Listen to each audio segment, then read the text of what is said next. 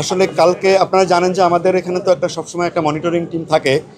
কালকে যখনই এই ঘটনাটা ঘটার সাথে সাথেই কিন্তু ফায়ার ব্রিগেডের পক্ষ থেকে ওনাদের ডিজি সাহেব সহ সবাই আমাদের সঙ্গে কমিউনিকেট করছে এবং আমরা সাথে সাথে আমাদের টিম রেডি রাখছি। আগের মতো করেই আসার সাথে সাথে চিকিৎসা শুরু হয়ে গেছে। কিন্তু দুর্ভাগ্যজনক বিষয় হচ্ছে, আপনারা জানেন যে স্যার যেটা বলছিলেন যে 2জন পেশেন্ট নিয়ারলি 100% বার্ন, আর একজন আছেন 42, একজন 5%। তো সমস্ত পেশেন্টকে আমরা একইভাবে গুরুত্ব দিই এবং প্রোটোকল অনুযায়ী করি। আপনারা জানেন যে আমরা ক্যাটাগরি করে মাইলস্টোনের সময় আমরা যেভাবে বলেছি, 3টা পেশেন্ট আসার সাথে সাথে 3টা পেশেন্ট আমাদের ক্রিটিক্যাল কন্ডিশন আছে আর একটা পেশেন্ট ইন্টারমিডিয়েট। তো এর মধ্যে আসার সাথে সাথে 3জন পেশেন্টকে আমরা এইচডিউতে ট্রান্সফার করি আর একজনকে আমরা অবজারভেশনে রাখি। এইচডিউতে নিয়ারলি 100% যে বার্ন দুটা, তাদেরকে আমরা রিসাসিটেশনের প্রক্রিয়া আছে। কারণ জানেন যে বার্ন চিকিৎসার প্রাথমিক পর্যায়ে হচ্ছে আগে ফ্লুইড দিয়ে রিসাসিটেট করা, তারপরে স্ট্যাবল হলে তারপরে আমরা বার্ন টিস্যু যেটা থাকে সেটাকে এক্সারসাইজ করে আমরা গ্রাফট করি।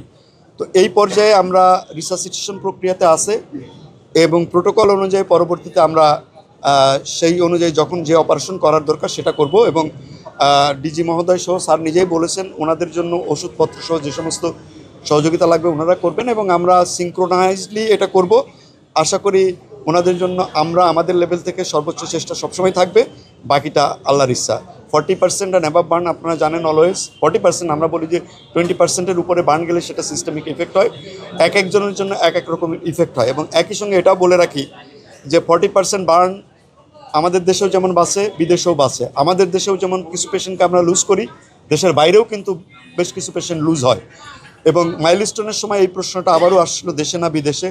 তখন কিন্তু আমরা তাদেরকে বলেছিলাম এবং ওনারাও একই বক্তব্য যে দেশে থেকে চিকিৎসা করে রোগী ভালো হতে পারে, আমাদের কাছে গেলেও ভালো হতে পারে, আবার বাইরে নিয়ে গেলেও সেটা ভালো হতে পারে, খারাপও হতে পারে। ডিসিশনটা আসলে আমাদেরকে সমন্বিতভাবে নিতে হবে। আবেগের থেকে আমরা সায়েন্সকে প্রাধান্য বেশি দিব এবং এই বিষয়ে আমাদের পক্ষ থেকে যা যা করার ইনশাল্লাহ আমরা করব।